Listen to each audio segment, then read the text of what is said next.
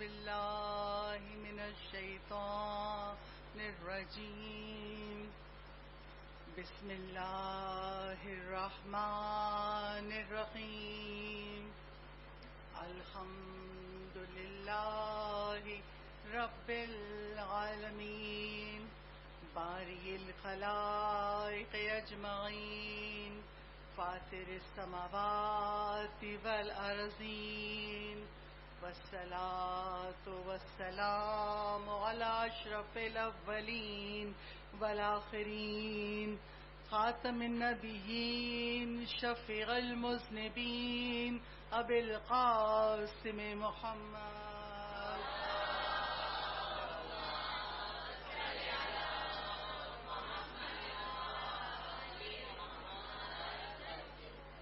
وعلى آله الطيبين الطاهرين المظلومين المعصومين ولعنة الله دائمة الباقية وعلى أعدائهم وقتلتهم أجمعين من الآن إلى قيام يوم الدين أما بعده فقد قال الله تبارك وتعالى في كتابه المجيد وفرقانه الحميد إنما يريد الله ليذهب عنكم الرجس أهل البيت ويطهركم تطهيرا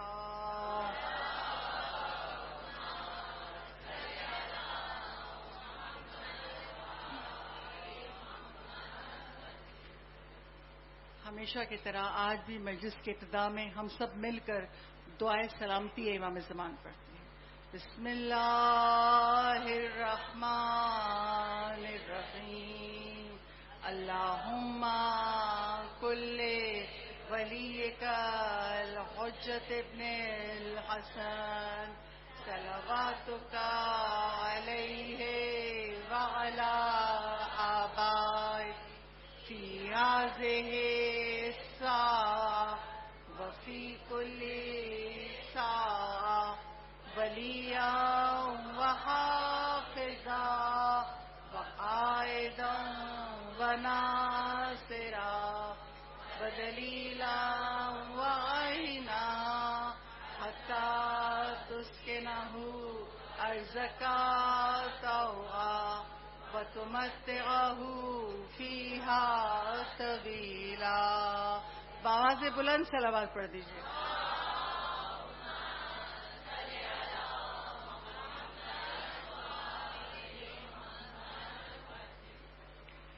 محبت حسین کے عنوان سے آج اس عشر اول کی پہلی مجلس آپ کی سماعتوں کی نظر ہے اور اس مجلس کی ابتدا رب ذوالجلال کے بابرکت نام سے. تمام تر تعریفیں اور تمام تر حمد و ثنا اس خدائے بزرگ و برتر کے لیے جس نے محمد و آل محمد کی محبت میں اس کائنات کو خلق کیا، مجھے اور آپ کو خلق کیا. ہم دعائے زہرا ہیں، ہمیں خلق کیا پروردگار عالم نے، اور نہ صرف خلق کیا، اس کی نعمتیں رکی نہیں، اس کی نعمتوں کا سلسلہ جاری اور ساری ہے. اس کی عظیم نعمت، ایک عظیم نعمت جس کا تذکرہ آج برملا کروں گی مجلس کی ابتدا میں.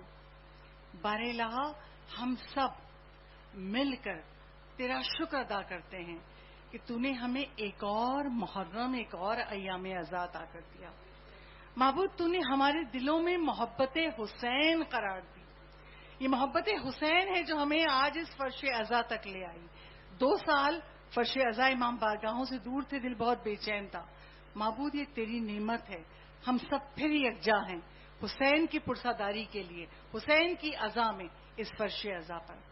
یہ محبت حسین اتنی بڑی نعمت ہے کہ صادق آل محمد امام جعفر صادق علیہ السلام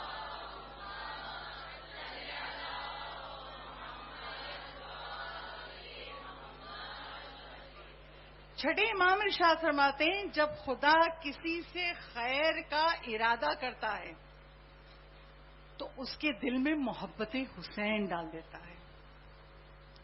خدا نے ہم سب سے، ہم گناہگار بندے ہیں، ہم سب سے خدا نے خیر کا ارادہ کیا، ہمارے دلوں میں محبت حسین ڈال دی کہ جس کے سبب ہم اس فرش عذاب پر ہیں. تو آئیے مولا سے دعا کریں، مولا جس طرح اس دنیا میں عزادار ہیں، مولا ہمیں آخرت میں بھی حسین کا عزادار رکھنا. دعا مانگی ہے تو دعا کی قبولیت کے لیے باواز بلند صلوات بھیجیے.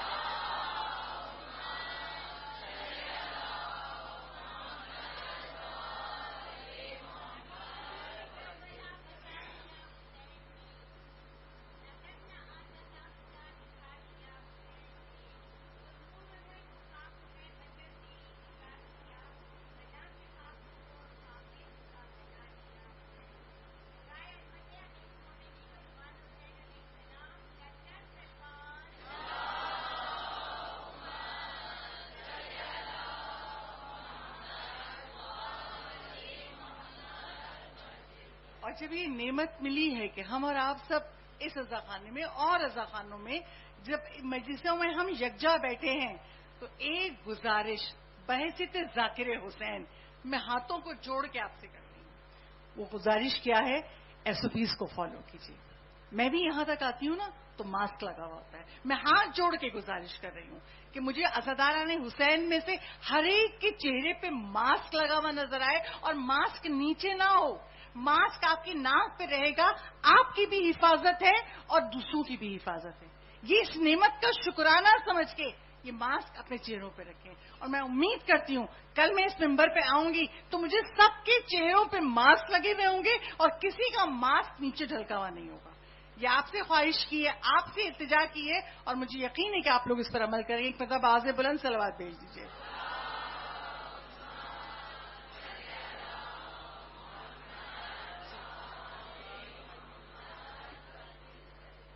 پروردگار عالم سورہ عنکبوت میں، سورہ عنکبوت کی آیت نمبر 45 رب العزت کا ارشاد ہوتا ہے، وَلَذِكْرُ اللَّهِ اکبر. اللہ کا ذکر سب سے بڑھ کر ہے، سب سے اعلیٰ و عرفہ ہے خدا کا ذکر. اچھا، یہ خدا کا ذکر کتنا اہم ہے؟ رسول ختمی مرتبت احمد مجتبیٰ محمد مصطفیٰ صلی اللہ علیہ وسلم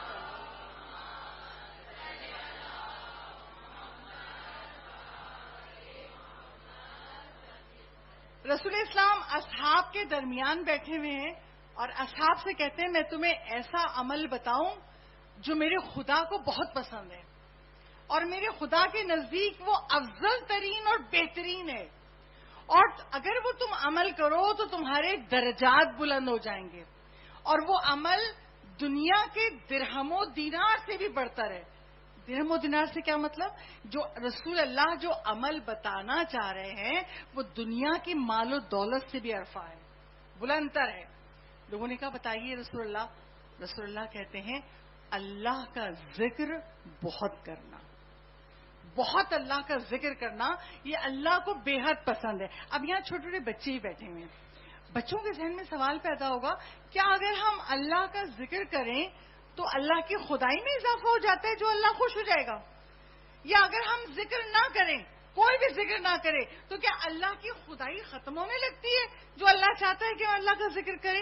نہیں، ہم اگر خدا کا ذکر کریں تو اس کی خدائی میں اضافہ نہیں ہوگا، اور اگر ہم اس کا ذکر نہ کریں اس کی خدائی میں کوئی کمی نہیں ہوگی.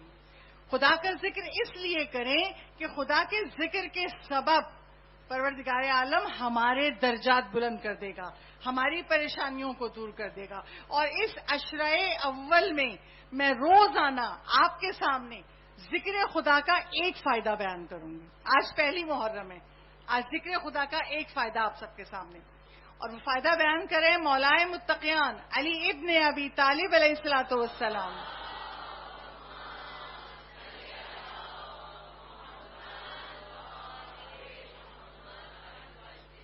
مولائے متقیان کہہ رہے ہیں، سب کی توجہ اپنی جانے چاہتی ہوں.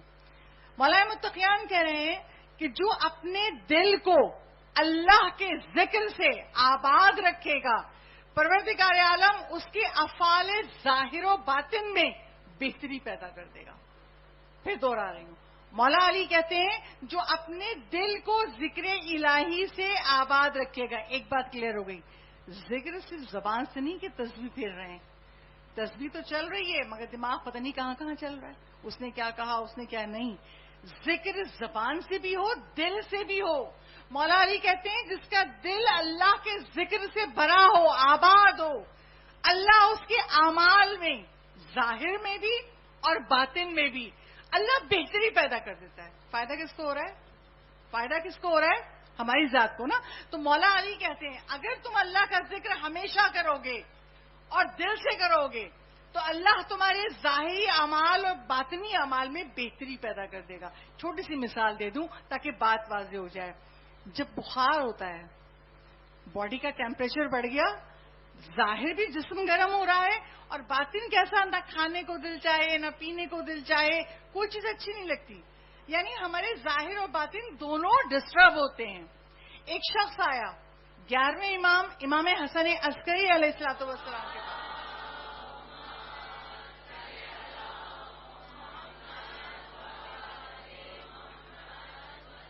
ایک شخص آیا 11ویں امام کے پاس آ کر کہتا ہے میرا فلاں شخص، میرا دوست، میرا عزیز بخار میں مبتلا ہے اور شدید بخار ہے. مولا کیا کروں کہ بخار اتر جائے؟ اور مولا نے یہ پیغام صرف اس کو نہیں دیا، ہم سب کو دیا، قیامت تک کے ہر مومن کو دیا. مولا کہتے ہیں جاؤ ایک کاغذ پہ لکھو یا نار کونی بردم و سلامن علی ابراہیم. جو اللہ نے کہا تھا نا اے آگ ٹھنڈی ہو جا، سلامتی بن جا ابراہیم کے لیے. یہ کہاں ہے یہ آیت؟ سورہ انبیاء کی آیت نمبر 69. اس آیت کو کاغذ پہ لکھو اور جس کو بخار ہے اس کے گلے میں ڈال دو. کاغذ کو طے کریں، تعویذ بنا کے گلے میں ڈال دیں. اس نے ایسے ہی کیا، آیت کو لکھا اور جس کو بخار شدید آ رہا تھا اسے گلے میں ڈال دیا، بخار اتر گیا. یعنی اللہ کے ذکر سے، اللہ کے کلام سے اس کا ظاہر بھی بہتر ہو گیا اور اس کا باطن بھی بہتر ہو گیا اور خدا نے اس کو شفائے کلی عطا کر دی. سلوات بھیجیے بابا سے بولا.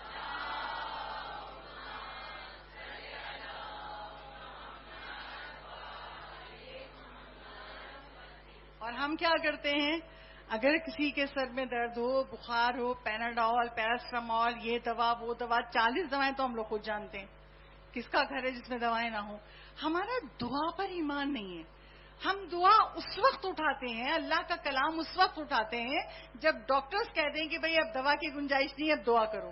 حالانکہ دعا سب سے آخر میں نہیں، دعا سب سے پہلے ہے. سب سے پہلے دعا کرو، خدا اس بیماری کو جلد سے جلد دور کر دے. اس نے 11ویں امام کی بات پر عمل کرتے ہوئے یہ آیت کو لکھا یا نار کونی بردم و سلامن علی ابراہیم اور گلے میں ڈالا اور بخار اتر گیا. تو اگر ہم اب کیا ہم نے سیکھا پہلی محرم کو؟ خدا کا ذکر ہمارے ظاہر اور باطن میں بہتری پیدا کر دیتا ہے. ٹھیک ہے؟ ایسے ہی محبت حسین بھی ہمارے ظاہر اور باطن میں بہتری پیدا کر دیتی ہے، ہمارے اعمال میں اصلاح کر دیتی ہے، نہ صرف اس دنیا میں بلکہ آخرت میں بھی. اور میں روزانہ کی مجلس میں آپ کے سامنے ذکر خدا کا ایک فائدہ بیان کروں گی اور محبت حسین کا ایک فائدہ بیان کروں گی.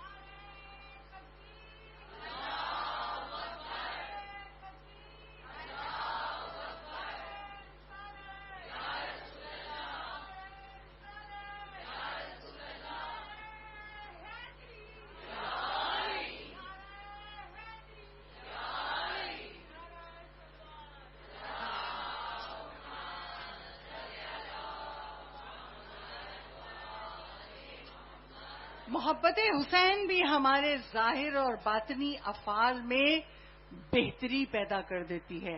ماؤں کی گودوں میں تھے جب سے مجلس میں آ رہے ہیں.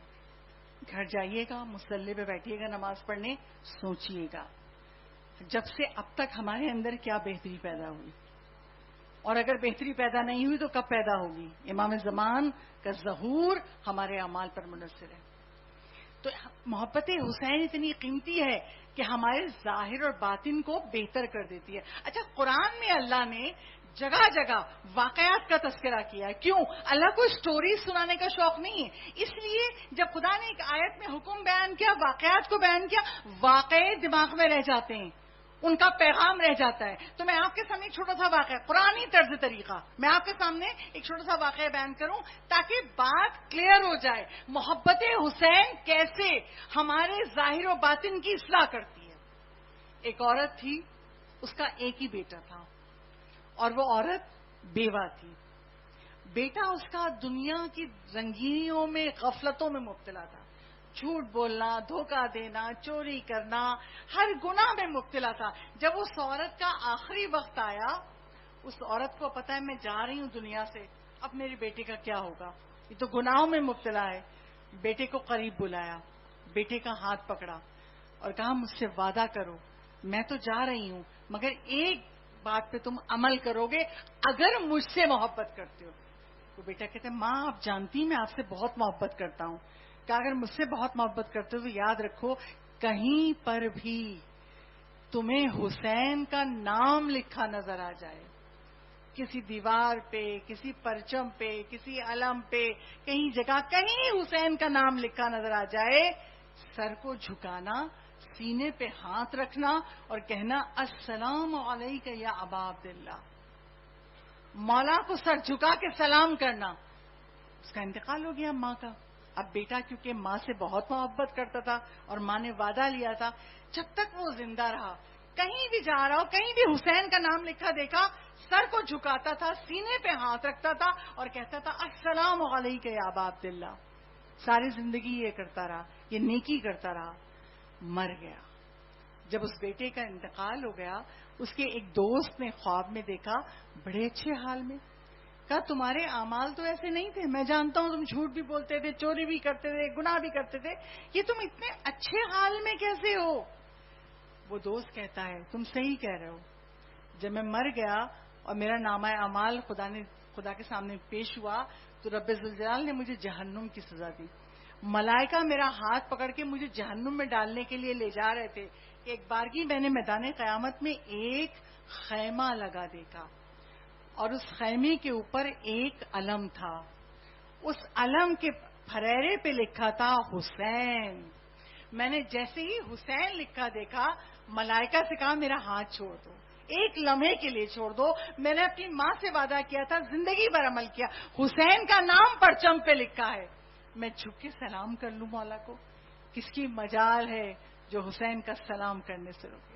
ملائکہ نے ہاتھ چھوڑا، اس نے سینے پہ ہاتھ رکھا، سر کو جھکا کے کہا السلام علیکہ یا ابا عبداللہ یا امام الغریب. کیوں کہا امام کو غریب؟ مولا کہنا یہ چاہتا تھا مولا جیسے آپ کربلا میں غریب تھے نا، مولا اب مجھے جہنم میں لے جایا جا رہا ہے، میں غریب ہوں، میرے پاس اعمال نہیں ہے، گناہ ہے، گناہ کے سبب مجھے خدا جہنم میں ڈال رہا ہے. جیسے ہی امام غریب کہا نا، زندگی بھر حسین کو سلام کیا تھا، حسین کو دیکھا نہیں تھا. اب جو اس نے سلام کیا، خیمے کا پردہ ہٹا، حسین ابن علی باہر آئے. صلوات پڑھ دیجیے مولا حسین پر.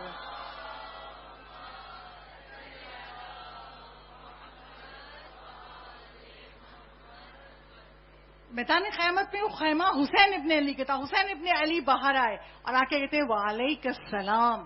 مولا نے سلام کا جواب دیا اور ہاتھ کے اشارے سے اسے بلایا. جب مولا حسین نے اسے بلایا وہ دوڑتا ہوا گیا، ملائکہ بھی ساتھ گئے اور مولا حسین نے ملائکہ سے کہا اس کا نامہ اعمال دکھاؤ. جب ملائکہ نے نامہ اعمال اس کا پیش کیا مولا حسین کے سامنے، تو مولا حسین جب نامہ اعمال دیکھ رہے تھے، مولا کی آنکھوں میں آنسو آ گئے اور مولا کہتے ہیں تو میرا عزادار تھا کہ تیرے اعمال میں اتنی خطائیں. یہ مولا فقط اس سے نہیں کہہ رہے، مجھ سے بھی کہہ رہے ہیں، آپ سے بھی کہہ رہے ہیں، قیامت تک کے ہر مومن سے مولا کہہ رہے ہیں تو میرا عزادار تھا، تیرے نامہ اعمال میں اتنی خطائیں. ایک بار کی وہ روتا ہے، وہ شخص کہتا مولا جاہل تھا، آپ کی معرفت نہیں رکھتا تھا، مولا اس لیے یہ خطائیں ہوگی، مولا ظلم کیا میں نے اپنے نفس پہ. اور حسین اپنے عزاداروں سے کتنی محبت کرتے ہیں. حسین ابن علی نے سر کو بلند کیا اور کہتے ہیں اللہم اغفر بحق الحسین، بارلائی سے بخش دے حسین کے صدقے میں. اور پروردگار عالم نے اس کے تمام گناہوں کو معاف کر کے اسے راہ جنت کیا. صلوات دیجیے باواز.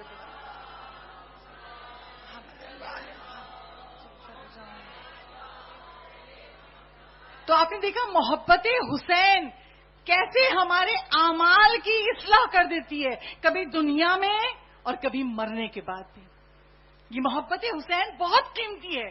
اس نعمت کا شکر ادا کیجیے گا کہ اللہ نے ہمارے دلوں میں محبت حسین رکھی ہے. اچھا کسی بچے کے ذہن میں خیال آئے یہ کیا بات ہوئی, مولا نے ساری زندگی کے گناہ امام حسین کے کہنے سے معاف کر دیے. بچے آج کل کراس کویشچننگ کرتے ہیں نا, تو بچے پوچھیں گے تو بچوں کو بتائیے رسول کی حدیث, وہ حدیث جو آدھی تو ہم سب کو یاد ہے, آدھی نہیں جانتے. کیا ہے؟ رسول ختمی مرتبت احمد مجتبی محمد مصطفیٰ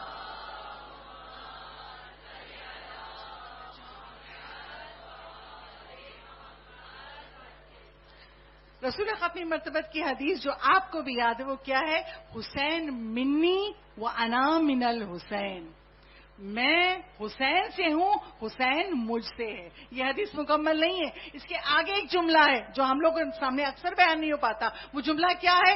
احب اللہ من احبا حسین, اللہ اس سے محبت کرتا ہے جو حسین سے محبت کرے.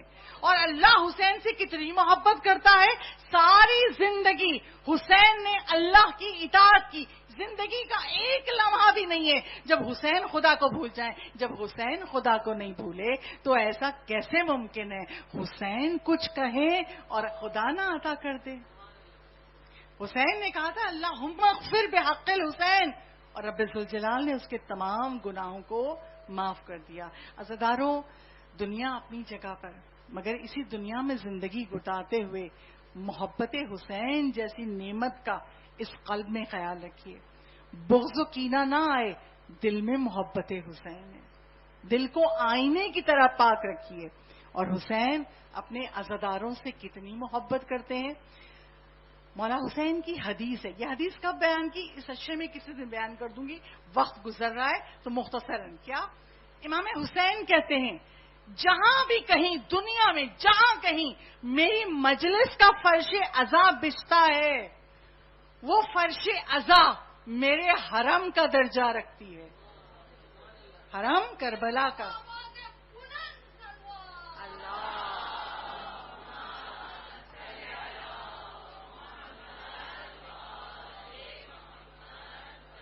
مولا نے کیسے عزادار کے دل کو تھاما. کوئی کسی وجہ سے کربلا نہ جا سکے, پیسے نہیں ہیں, حالات نہیں ہیں, 2 سال کورونا کی وجہ سے بند ہو گیا, لوگ نہیں جا سکے, کسی بھی وجہ سے نہ جا سکے, مت گھبراؤ, فرش عزا بچھاؤ. جہاں فرش عزا بچھا دو گے وہ جگہ میرے حرم کا درجہ رکھتی ہے. اچھا, حرم کا درجہ رکھتی ہے. میں اور آپ بھی اس وقت حرم امام حسین میں ہیں. اسی لیے آیت اللہ تقی بہجت کہتے تھے جب مجلس میں جایا کرو نا اور کوئی پوچھے کہاں جا رہے ہو تو یہ نہ کہا کرو مجلس میں جا رہے ہو, یہ کہا کرو کربلا جا رہا ہوں. اب جملہ سمجھ میں آیا آیت اللہ بہجت کا؟ آیت اللہ بہجت کہتے تھے جب جایا کرو تو کہا کرو نہیں ہم کربلا جا رہے ہیں, اور ہم سب الحمدللہ کربلا میں حرم امام میں بیٹھے ہیں. یہ حرم امام ہے, فرش عزا. اچھا, جب حرم امام ہے تو امام کے حرم میں داخلے کے 10 دروازے ہیں. امام حسین کے حرم میں داخلے کے 10 دروازے ہیں. میں روزانہ ایک دروازے کی تحریر اور اس کا نام کیوں رکھا گیا آپ کے سامنے پیش کروں گی. آج میں اور آپ سب تصور کرتے ہیں ہم حرم امام میں داخل ہوئے ہیں باب قبلہ سے. مولا حسین کے حرم کا یہ دروازہ قبلے کی طرف ہے, اس لیے اس کو باب قبلہ کہتے ہیں. اس باب قبلہ کے دروازے کے اوپر ایک تحریر لکھی ہے. کیا لکھا ہے؟ السلام علیکہ یا ابا عبداللہ. ابا عبداللہ کیا زیارت وارثہ پڑھتے ہیں تو السلام علیکہ یا ابا عبداللہ. کوئی ہم زیارت پڑھے جامعہ اربعین کہیں ابا عبداللہ کہتے ہیں. کیوں؟ عربوں میں یہ طریقہ تھا, ہے اور ہمیشہ رہے گا. عرب کسی مرد کو نام سے نہیں پکارتے, وہ کنیت سے پکارتے ہیں. اگر کسی کے بیٹے کا نام حمزہ ہے تو اس کے باپ کا نام نہیں لیں گے, باپ کو کیا کہیں گے؟ ابو حمزہ, اے حمزہ کے بابا. تو جب ہم کہتے ہیں نا السلام علیکہ یا ابا عبداللہ, عبداللہ شہزادہ علی اصغر کا نام ہے, اور ابا عبداللہ اے علی اصغر, نام عبداللہ ہے نا, اے علی اصغر کے بابا آپ پہ ہمارا سلام. یہ باب قبلہ کے اوپر جو تحریر ہے اس پہ یہ لکھا ہوا ہے. اور شہزادہ علی اصغر کون ہے؟ باب الحوائج ہے. کبھی ہم سر کو سجدے میں رکھ کر, کبھی ہمارے پاس اتنا وقت ہو کہ سر کو سجدے میں رکھ کے ہم اللہ کا شکر ادا کریں. اللہ تو نے ہمیں کتنے باب العوائج دے دیے. امام مسیح کاظم باب العوائج، عباس علمدار باب العوائج، حضرت علی اصغر باب العوائج، بی بی ام البنین کو بھی باب العوائج کہتے ہیں. یہ ایسا گھرانہ ہے کہ اس نے ہمیں کتنے وسیلے عطا کر دیے کہ جس وسیلے سے مانگو گے میں تمہیں عطا کروں گا. شہزادے علی اصغر کے بارے میں عالم آیت اللہ سید موسیٰ زر آبادی، بہت بڑے عالم، وہ بیان کرتے ہیں جب میری کوئی حاجت قبول نہیں ہوتی تھی نا، میں علی اصغر کو وسیلہ بناتا تھا، اور شہزادے علی اصغر کے وسیلے سے میری حاجت فوراً قبول ہو جاتی تھی. لوگوں نے پوچھا کیا کرتے تھے؟ کہا سب سے پہلے میں 2 رکعت نماز پڑھتا تھا حضرت علی اصغر سے توسل کے لیے، قربتاً اللہ. 2 رکعت نماز پڑھتی ہوں قربتاً اللہ بتوسل علی اصغر. 2 رکعت نماز پڑھ لی، اور پھر وہ کہتے ہیں میں 2 رکعت نماز جب مکمل ہو جاتی تھی میں 5 تسبیح 500 دفعہ صلوات پڑھتا تھا، اور 500 مرتبہ یہ صلوات کا ہدیہ میں فوراً شہزادے علی اصغر کو ہدیہ کر دیتا تھا، اور ابھی دعا مکمل نہیں ہوتی تھی کہ میری حاجت پوری ہو جاتی تھی. صلوات پڑھ دیجیے بابا سے.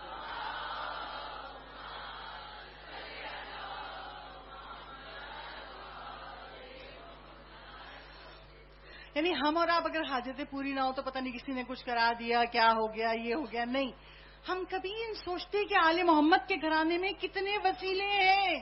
جناب زینب ہے، حضرت عباس ہے، شہزادے علی اصغر ہے، کہ آپ کسی وسیلے کو تھامے تو صحیح، آپ توسل کرنے کا سلیقہ تو سیکھیں. آپ کو حاجت کیسے نہیں ملے گی؟ تو شہزادے علی اصغر کے توسل سے حاجتیں پوری ہوتی ہیں. اچھا، آج میں اور آپ باب قبلہ سے مولا حسین کے حرم میں داخل ہو گئے. جب حرم میں داخل ہوتے ہیں تو کیا کرتے ہیں؟ مولا کی زیارت پڑھتے ہیں. اور یاد رکھیے گا آج میں نے آپ کو مولا کو سلام کرنے کا کیا اجر ہے بتا دیا. جب داخل ہوتے ہیں حرم میں زیارت پڑھتے ہیں، نمازیں پڑھتے ہیں، قرآن پڑھتے ہیں.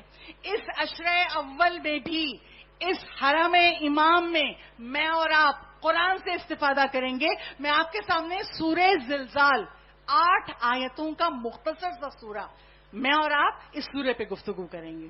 تو آئیے ہم حرم امام میں بیٹھے ہیں، اس کے حرم میں جس نے کٹے سر سے قرآن کی تلاوت کی اور بتا دیا اہل بیت کو کوئی قرآن سے جدا نہیں کر سکتا. اور اس فرش عزا پہ آ کے ہم اعلان کرتے ہیں نہ ہم نے اہل بیت کو چھوڑا، ہم حسین کی عزا میں آئے، اور نہ ہم نے قرآن کو چھوڑا. تو آئیے ہم سورہ زلزال پہ گفتگو کریں گے. آج پہلی محرم ہے. سورہ زلزال کی فضیلت کیا ہے؟ رسول ختمی مرتبہ احمد مجتبیٰ محمد مصطفیٰ صلی اللہ علیہ وسلم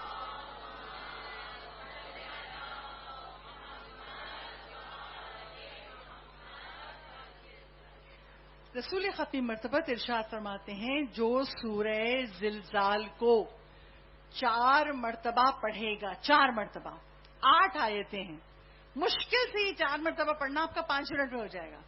جو سورہ زلزال کو 4 مرتبہ پڑھے گا وہ اس شخص کی مانند ہے جس نے پورا قرآن ختم کر لیا ہو. اللہ اکبر.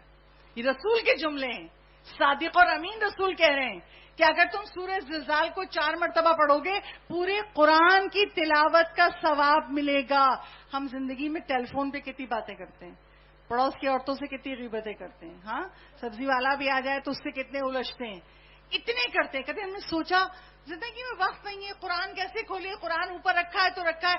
کبھی ہم نے سوچا اس عشرہ اول کے صدقے میں، حسین کے صدقے میں مجھے بھی اور آپ کو بھی ہم سب کوشش کریں کہ ہمیں سورہ زلزال یہ 8 آیتیں یاد ہو جائیں.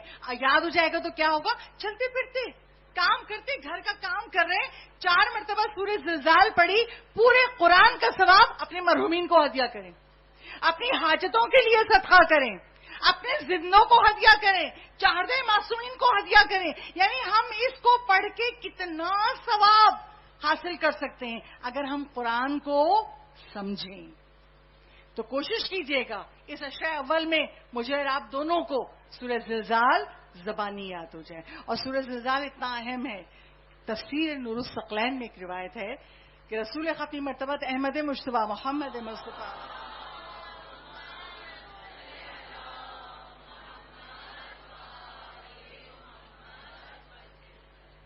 رسول اسلام کے پاس ایک شخص آیا. رسول نے سوال کیا تمہاری شادی ہو گئی ہے؟ کہا نہیں. کہا کیوں نہیں ہوئی؟ کہا اللہ کے رسول میرے پاس کچھ ہے ہی نہیں, کہ عورت کو حق مہر میں کیا دوں گا, میرے پاس تو کچھ ہے ہی نہیں. تو کہا کیوں, تمہارے پاس سورہ اخلاص نہیں ہے؟ قل هو اللہ کا سورہ اخلاص نہیں ہے؟ قرآن کا تیسرا حصہ ہے وہ, جو 3 مرتبہ سورہ اخلاص پڑھے پورے قرآن کا ثواب. کیا تیرے پاس سورہ زلزال نہیں ہے؟ قرآن کا چوتھا حصہ ہے, اگر 4 دفعہ پڑھے پورے قرآن کا ثواب, تو کیوں اس کو مہر نہیں رکھتا ہے؟ جب اس نے کہا کہ ہاں رسول اللہ میرے پاس تو ہے ہی, سورہ زلزال بھی ہے. کہا جا شادی کر. 3 دفعہ رسول نے کہا شادی کرو, جاؤ شادی کرو. اب اس مہنگائی کے دور میں یہ ہم میرے اور آپ سب کے سوچنے کی بات, ہم سب اولادوں والے ہیں. کبھی کوئی سوچتا ہے کسی کا مہر اگر کوئی داماد رکھ رہا ہے کہ میں اب آپ کی بیٹی کو 10 سپارے یاد کرا دوں گا, حفظ کرا دوں گا, یہ کیا بات ہوئی؟ ہماری بیٹی کی کچھ سیکورٹی نہیں ہے؟ 1 لاکھ 2 لاکھ 15 لاکھ 10 لاکھ, آج کل تو لوگ کروڑوں تک پہنچ گئے, اور آپ کہہ رہے ہیں 10 سپارے حفظ کرا دوں گا. سوچیے گا کبھی, میں اور آپ حسین سے منسوب ہیں, ہم محمد و آل محمد کو ماننے والے ہیں. ہم اپنی زندگیاں تبدیل کیسے کریں گے کہ لائق جنت ہو جائیں؟ عمل تو یہاں کرنا ہوگا نا, کچھ کیے بغیر جنت نہیں ملے گی. آل محمد کو فالو کرنا ہے تو جنت ملے گی. تو رسول ایک صحابی کو کہہ رہے ہیں کہ کیا تیرے پاس یہ سورہ نہیں ہے, تو شادی کیوں نہیں کرتا؟ جب اس نے کہا تو کہاں جا شادی کرو. اچھا, سورہ زلزال میں کیا ہے؟ آج اس کی 2 آیتیں آپ کے سامنے پیش کروں گی. بسم اللہ الرحمن الرحیم. پہلی آیت اذا زلزلت الارض زلزالها. دوسری آیت واخرجت الارض اثقالها. پہلی آیت کا ترجمہ. اچھا, زلزال کیوں کہتے ہیں اس سورے کو؟ عربی زبان میں زلزال کے معنی ہے زلزلہ, زمین کا لرزنا. زمین اس طرح سے جب لرزتی ہے زلزلہ آتا ہے, تو عربی زبان میں زلزال, اس لیے اس کا نام ہی رکھا گیا. پہلی آیت میں اللہ کہہ رہا ہے اذا زلزلت الارض زلزالها, جب زمین کو اس طرح ہلایا جائے گا کہ وہ شدت سے لرز رہی ہوگی, زلزلہ آ جائے گا. یہ کس زلزلے کا تذکرہ ہے؟ یہ قیامت کے زلزلے کا تذکرہ ہے. جب قیامت آئے گی, سور پھونکا جائے گا, جتنے زندہ ہیں مر جائیں گے, پہاڑ ٹوٹ جائیں گے. اور رسول کا جملہ میں آپ کے سامنے پیش, رسول ختم مرتبت احمد مجتبیٰ محمد مصطفیٰ.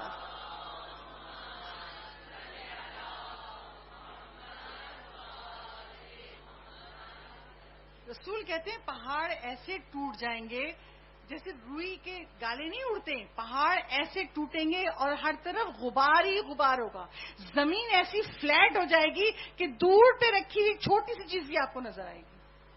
اچھا, پہلا سوال تو یہ ہے کہ قیامت کے بارے میں خدا نے قرآن میں تفصیل سے گفتگو کی ہے. سورہ انفطار, سورہ تکویر, سورہ حج, سب میں تذکرہ ہے.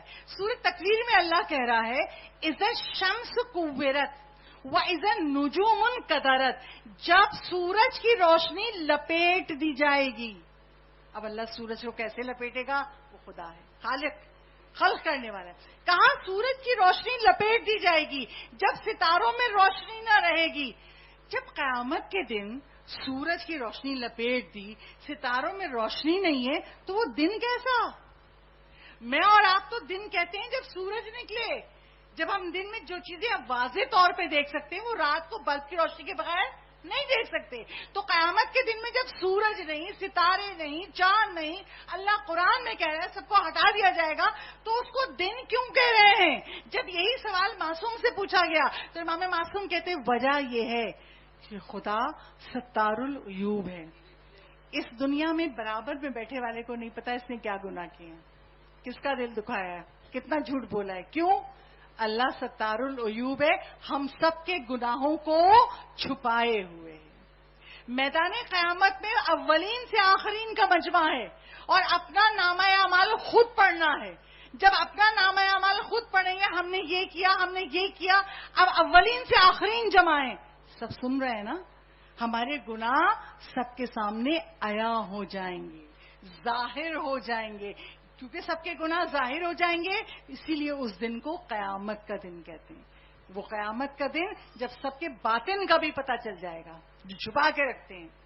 اچھا, کتنا بڑا دن ہوگا یہ, جب سارے نبیوں کی امتوں کا حساب و کتاب ہو رہا ہے. کتنا بڑا دن ہوگا. سورہ معارج کی 4تھی آیت, پروردگار عالم ارشاد فرما رہا ہے فی یوم کان مقدارہ 50,000 سنۃ، قیامت کا دن 50,000 سال کے برابر ہوگا. 50,000 سال کے برابر قیامت کا دن ہر نبی کی امت اور ہم سب کا حساب و کتاب ہوگا. اچھا، جب حساب و کتاب ہوگا، ایک شخص تھا رسول اللہ کے زمانے میں، اس کا نام تھا عمرو بن ماد یکرب. حوالہ پیش کر دوں، آیت اللہ دستغیب شیرازی کی کتاب ماد میں آپ کو مل جائے گا یہ واقعہ. تو وہ کہتے ہیں آیت اللہ دستغیب شیرازی جب شخص تھا عمرو بن ماد یکرب، یہ عربوں کا شجاع ترین آدمی تھا، کسی چیز سے ڈرتا نہیں تھا، بہت بہادر تھا، کافر تھا. رسول اللہ کے پاس آیا، رسول اللہ نے کہا عمرو اسلام لے آؤ تاکہ تم فضع اکبر سے بچ جاؤ. کہتا اللہ کے رسول، آپ اپنے آپ کو رسول کہتے ہیں، میں کیوں فضع اکبر سے بچ جاؤں؟ میں تو کسی چیز سے ڈرتا ہی نہیں، میرا دل کسی چیز سے دہلتا ہی نہیں. رسول کہتے ہیں تمہیں پتا ہے فضع اکبر کیا ہے؟ جب قیامت آئے گی، جب زمین لرزے گی، جب پہاڑ ٹوٹ جائیں گے، جب غبار ہی غبار ہوگا، جب مائیں اپنی اولادوں کو بھول جائیں گی، جب عورتوں کا حمل ساقط ہو جائے گا اور ہر شخص پریشان ہوگا، نامہ اعمال ملے گا تو کیا ہوگا؟ خدا کی عدالت لگی ہوئی ہے. رسول جب بیان کر رہے تھے نا، اس کا جسم لرزنے لگا. وہ کہتا ہے اچھا میں کیسے بچوں گا؟ کہا اسلام لے آؤ، قولوا لا الہ الا اللہ، لا الہ الا اللہ کہو، اس خوف سے بچ جاؤ گے. اس نے اسی وقت اپنی قوم کے تمام افراد کے ساتھ کلمہ پڑھا اور مسلمان ہو گیا. اچھا، اب میں آپ سب سے سوال کر رہی ہوں، رسول کے زمانے میں زبان رسول سے سن کے کہ قیامت کے کیا حالات ہوں گے وہ مسلمان ہو گیا. آج ہماری مجلسوں میں، محفلوں میں تو پڑھا نہیں جاتا، خوشی کا موقع ہوتا ہے، ہماری مجلسوں میں جب یہ پڑھا جائے، جو ذاکرہ پڑھے بہت ڈرانے والی ذاکرہ ہیں، جو مولانا پڑھے بہت ڈراتے ہیں. کبھی ہم نہیں سوچتے ہمارے بچے ہارر فلمیں دیکھتے ہیں، خطرناک فلمیں دیکھی جاتی ہیں ایکسائٹمنٹ کے نام پہ، بڑا ایکسائٹمنٹ اس کے اندر، تو وہ بھلا کیا ڈریں گے؟ وہ کیا کہتے ہیں؟ ارے جب آئے گی دیکھا جائے گا. ہم کون سا زندہ ہوں گے؟ ہم زندہ نہ بھی ہوئے، جب سور پھونکا جائے گا تو جتنے قبروں کے اندر ہیں وہ بھی نکالے جائیں گے، اور اس ہول قیامت سے ہم سب کا سامنا پڑے گا. کیا کریں کہ ہم اس ہول قیامت سے خوفزدہ نہ ہوں، ایمان پر ہوں، کیونکہ ہم بے خبر ہیں. پیدا ہوئے، کھا لیا پی لیا، شادی ہو گئی، بچے ہو گئے، موت آئے گی، مر جائیں گے. یہ نہیں سوچتے 14 معصومین کے ماننے والے ہیں، زندگی کا بعد زندگی بھی کوئی مرحلہ ایسا نہیں ہے جو ہمارے اماموں نے بتایا نہ ہو. اگر ہم ہول قیامت سے بچنا چاہتے ہیں تو کیا کریں؟ شیخ عباس قمی، جنہوں نے مفاتیح الجنان کو کمپائل کیا ہے، شیخ عباس قمی کی کتاب ہے منازل الاخرہ، اردو میں ٹرانسلیشن ہو چکا ہے مرنے کے بعد کیا ہوگا. چھوٹی سی کتاب ہے، کبھی پڑھیے وقت نکال کے. اس کتاب میں معصوم امام سے کچھ طریقے بتائے گئے ہیں، اگر زندگی میں اس پر عمل کرو گے تو تمہیں ہول قیامت نہیں ہوگا، قبروں سے اٹھو گے تو خوش خوش. آج عدالت الہی لگی ہے، آج ہمیں جزا ملے گی، آج ہم جنت میں داخل ہوں گے. وہ کیا چیزیں ہیں؟ چند باتیں میں آج بتاؤں گی، میں جس کا وقت مکمل ہو رہا ہے، اور چند باتیں میں کل بتاؤں گی.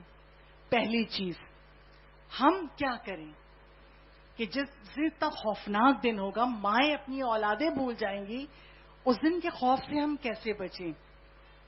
امام معصوم کہتے ہیں جو روزانہ، چاہے دن میں چاہے رات میں، جو روزانہ سورہ یوسف کی تلاوت کرے گا، جب میدان قیامت میں اپنی قبر سے اٹھے گا تو یوسف کے چہرے کی طرح حسین ہوگا، اور پروردگار عالم اس سے ہول قیامت کو دور کر دے گا.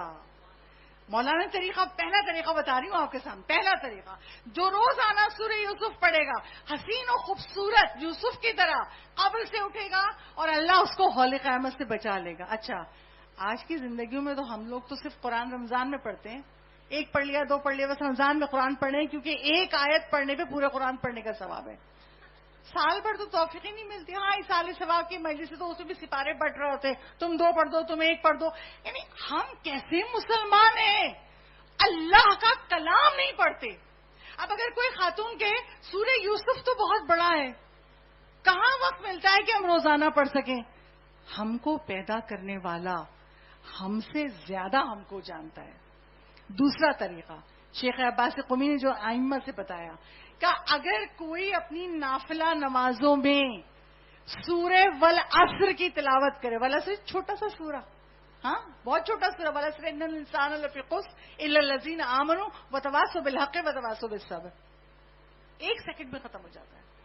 جو اپنی نافلہ نمازوں میں سورہ والعصر پڑھے گا، جب اپنی قبر سے نکلے گا چہرہ نورانی ہوگا اور خدا اس کو حول قیامت سے بچا لے گا، جنت میں داخل کرے گا. یہ معصوم کہہ رہے ہیں.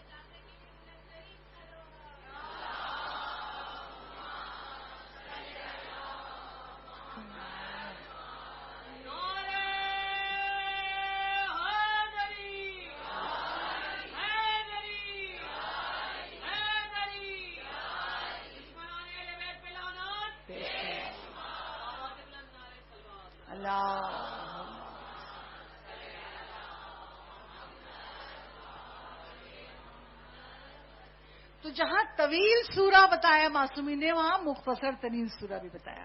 جس کو ذوق عبادت ہے، لذت عبادت ہے، جس کے پاس، جو ہر مستحب نماز پڑھتا ہے، ہر مستحب روزہ رکھتا ہے، وہ سورہ یوسف پڑھ لے. اور جس کے پاس زندگیوں میں ٹائم نہیں ہے، وہ اپنی نافلہ نمازوں میں سورہ والعصر پڑھ. اچھا، نافلہ نمازوں میں اب لوگ کہیں گے واجب نمازیں ہمیں تو اتنا بڑا بوجھ لگتی ہیں، آپ نافلہ کہ نافلہ اگر شروع کرنی چاہے نا، عشاء کے نافلہ سے شروع کرو. عشاء کی نافلہ بیٹھے بیٹھے 2 رکعت نماز ہے، کیا مشکل ہے؟ بیٹھے بیٹھے 2 رکعت نماز فجر کی طرح پڑھ لیں. یا فجر کی نافلہ، فجر سے پہلے 2 رکعت. آپ فجر یا عشاء کی نافلہ سے شروع کریں اور نافلہ میں سورہ والعصر پڑھیں تاکہ آپ کو حول قیامت نہ ہو، نورانی چہرے کے ساتھ قبروں سے نکلیں. جب ہم فجر اور عشاء کی نافلہ پڑھیں گے، اللہ ہمیں توفیق دے گا، ظہر عصر و مغرب پہ بھی آ جائیں گے. شیعوں کی پہچان ہے، 40 میں آپ مصائب سنتے ہیں، شیعوں کی پہچان ہے 51 رکعت نماز پڑھنا نافلہ کے ساتھ.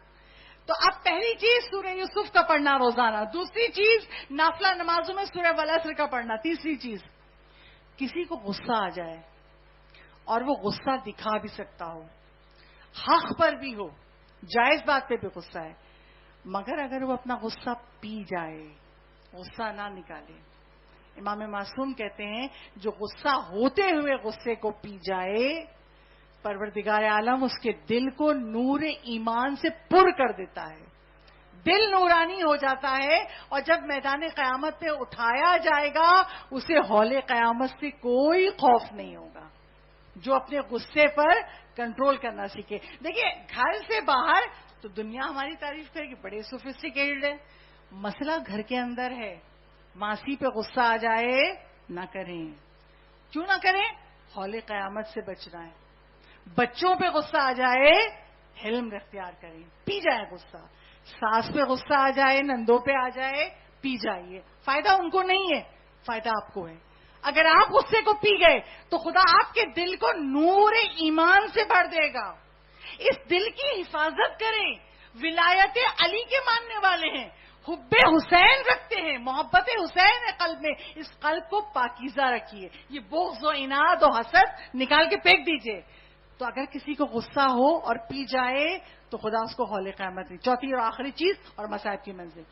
چوتھی چیز، جو کوئی سفید ریش بزرگ والے کا، یہ رسول کی حدیث ہے، رسول معصوم کہہ رہے ہیں، جو کسی سفید داڑھی والے بزرگ کا احترام کرے گا، پروردگار عالم اس سے حول قیامت اٹھا لے گا، اسے حول قیامت نہیں ہوگا.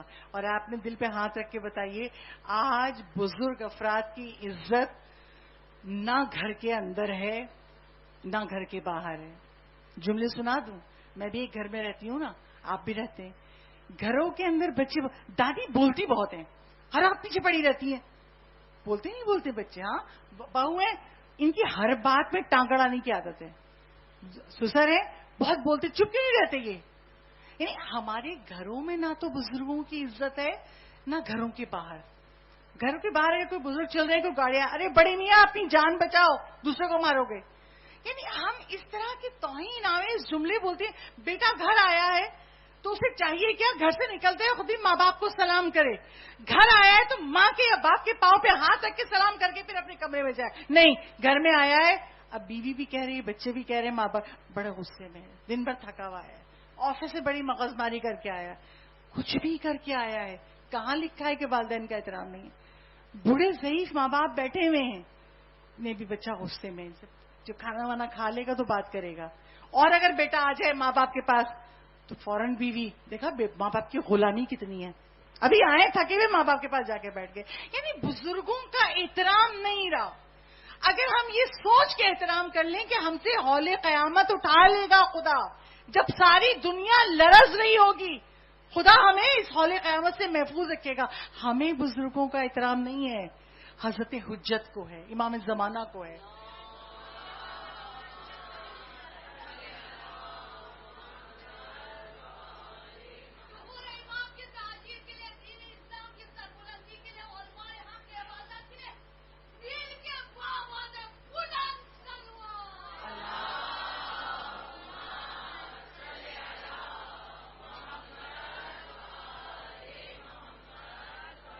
وقت بہت مختصر رہ گیا, مصائب کو بیان کرنا ہے.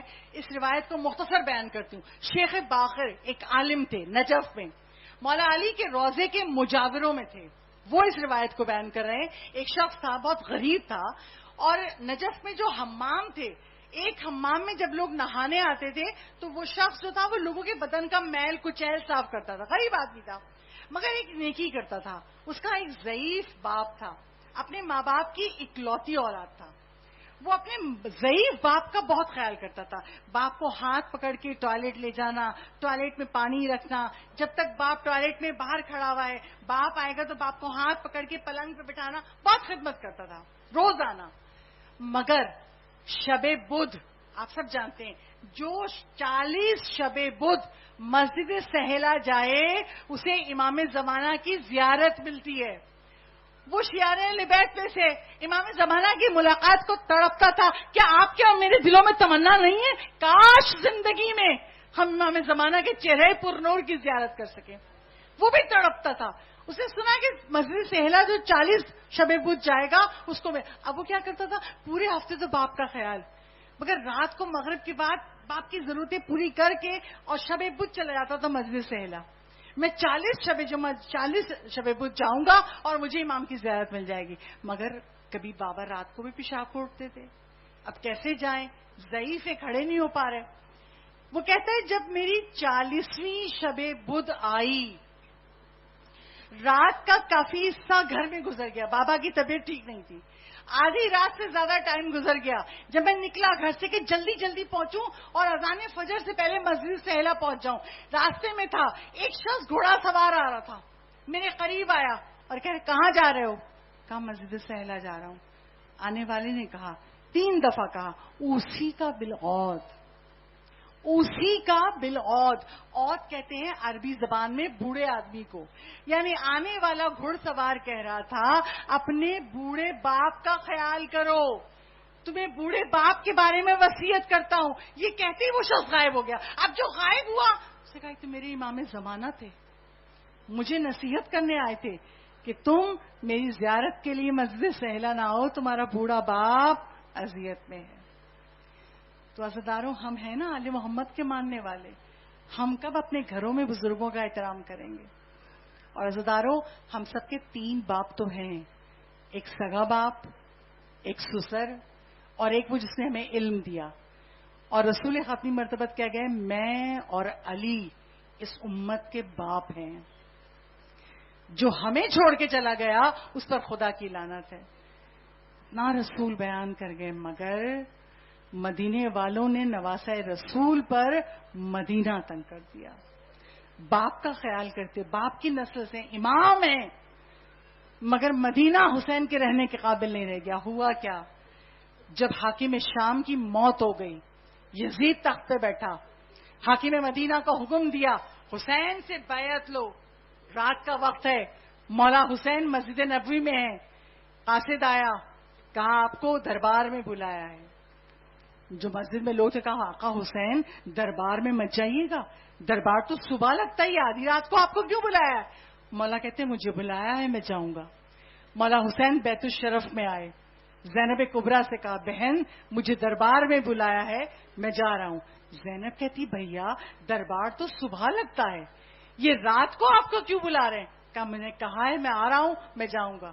اب زینب کبریٰ نے کہا اے بنی ہاشم کے شیروں, عباس, علی اکبر, اونو محمد, قاسم کہاں ہو؟ میرا ماجایا کیا اکیلے چلا جائے گا دربار میں؟ آؤ حلقہ کرو اور میری بھائی کو لے کے جاؤ دربار. بنی ہاشم کی جوان آئے, سب سے آگے حضرت عباس ہیں, سب نے حلقہ کیا, بیچ میں امام حسین ہیں بڑے دربار کی طرف. جب دربار کے قریب پہنچ گئے, اب جوان چاہتے ہیں ہم مولا کو اپنے حلقے میں لے کے دربار میں جائیں. مولا کہتے ہیں نہیں, رک جاؤ, دربار کے باہر رک جاؤ, میں جاتا ہوں. اگر میری آواز بلند ہو جائے تو کسی اجازت کی ضرورت نہیں, آ جانا. اے حسین کی چاہنے والی بیویوں, حسین دربار میں گئے.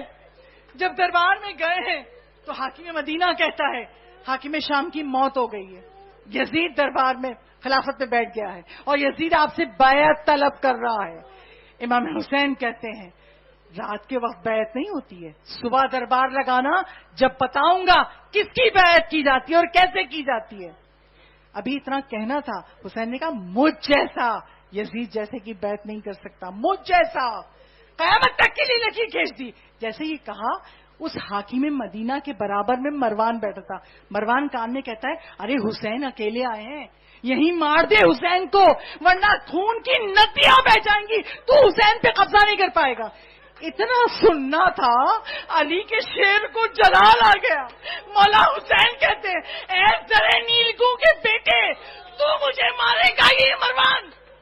مولا کی آواز بلند ہوئی, عباس علمدار جوانوں کے ساتھ تلوار لیے ہوئے دربار میں داخل ہوئے. مولا کس سے گستاخی کی؟ مولا آپ کی آواز کیوں بلند ہوئی؟ مولا حسین نے آگے بڑھ کے عباس کے ہاتھ پہ ہاتھ رکھ دیا. عباس ابھی تلوار چلانے کا موقع نہیں ہے. میں ہاتھ جوڑ کے کہوں گی اے عباس علمدار, آپ سے برداشت نہ ہوا. کس نے مولا سے گستاخی کی؟ روز عاشور حسین سے کہیں گے لا کوئی اور جوان, اگر ہے حسین میرا مولا اکیلا مقتل جائے گا. عزیزانو, بنی ہاشم کے جوان حسین مظلوم کو لے کر بیت الشرف میں آئے. زینب سے کہا مولا حسین نے, زینب اب مدینہ رہنے کے قابل نہیں رہ گیا, زینب سامان سفر تیار کرو.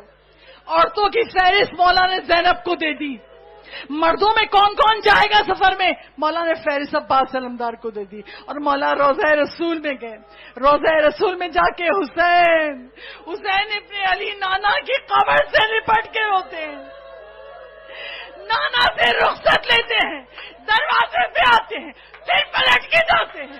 نانا کو رخصت لیتے ہیں, دروازے پہ آتے ہیں, پھر پلٹ کے جاتے ہیں. عزیزانو بتاؤ, جب کربلا زیارت کو جاتے ہیں, آخری دن جب الوداع کرتے ہیں تو کہتے ہیں نا مولا سے, مولا اب اگر بلائیں گے تو آ سکیں گے. اور مولا حسین جانتے ہیں کہ میں آپ مدینہ نہیں آ سکوں گا. مولا تڑپ تڑپ کر نانا سے رخصت دیتے ہیں. مولا پھر بھائی کی قبر پہ گئے, بھائی کو الوداع کیا.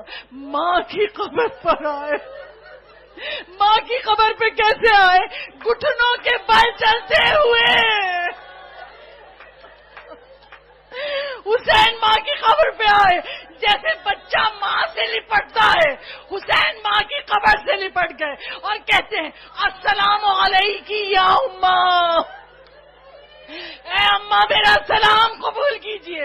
اماں آپ کی قبر پہ چراغ جلانے والا جا رہا ہے, اماں حسین جا رہا ہے.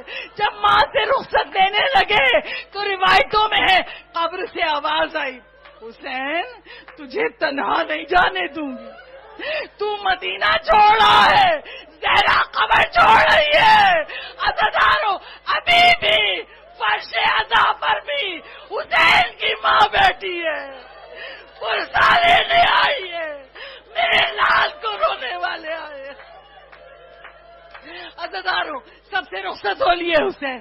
28 رجب ہے, قافلہ چلنے والا ہے. مولا حسین کہتے ہیں اے بیویوں, مغرب سے پہلے مدینہ چھوڑنا ہے. سب لوگ فاطمہ صغریٰ کے پاس جاؤ. فاطمہ صغریٰ کو الوداع کہنا مگر کوئی بات نہ کرنا.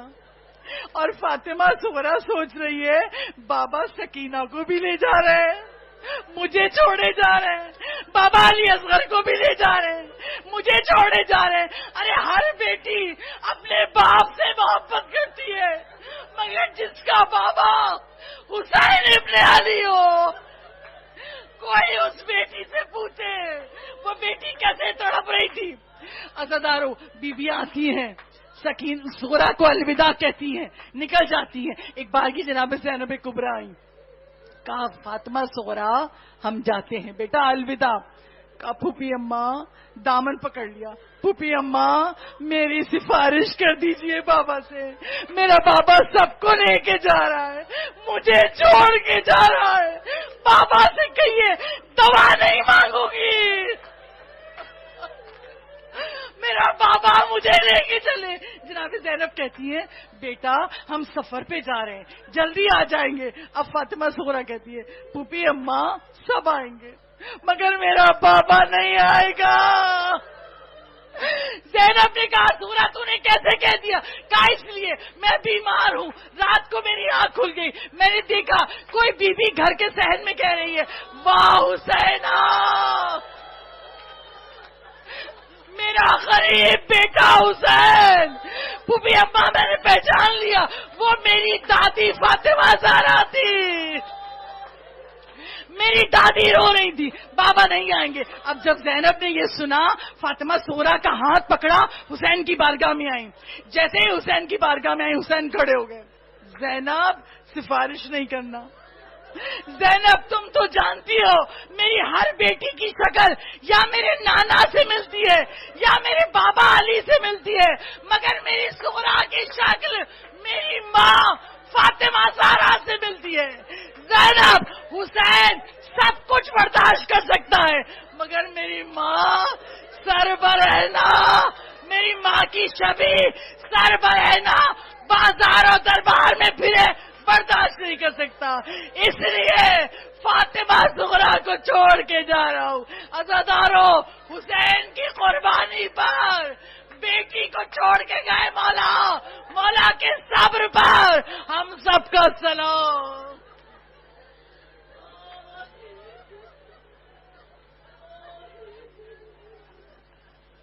الا لعنۃ اللہ وعلی القوم الظالمین وسيعلم الذين ظلموا أي منقلب ينقلبون. بار الہا اس مختصر سے عبادت کو ہم سے قبول فرما لے, ہمارے تمام گناہان کبیرہ اور صغیرہ معاف فرما دے. معبود ہماری سب سے پہلی دعا, سب سے بڑی دعا امام زمانہ کے ظہور میں تاجیل فرما دے. معبود جتنے پریشان حال ہیں اس ایام عظام میں, یہ سب عزادار, خدایا ان سب کے دلوں کی ہر حاجت کو پورا کر دے.